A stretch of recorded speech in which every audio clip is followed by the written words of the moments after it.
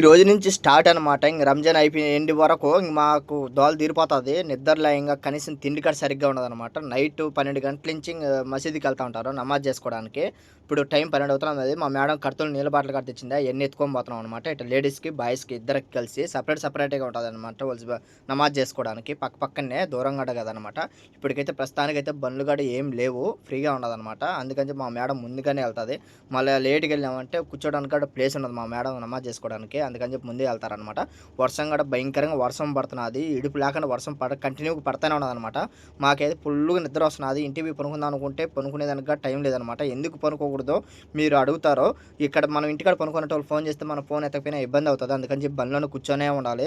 బండ్లో నిద్రపోయేదానికి కూడా అవకాశం ఉండదన్నమాట. టైం కూడా చూడండి 2 అవుతున్న టైము. ఇప్పుడు బయలుదేరినారనమాట గడ్డకి. అందరూ మగవాళ్ళు పక్క నుంచి ఆడవాళ్ళు పక్క నుంచి వస్తూ ఉన్నారు. చూశారు కదా, మేము బండి దిగి బయట నిలబడుకొని చూస్తూ ఉండాలి వాళ్ళ దిక్కు ఎగమలి. మమ్మల్ని చూసి వాళ్ళు ఒకసారి బండ్ల కాడికి మేము బండ్లో కూర్చొని ఉంటే బయటికి దిగాలి, మనం బండ్లో కూర్చోకూడదు.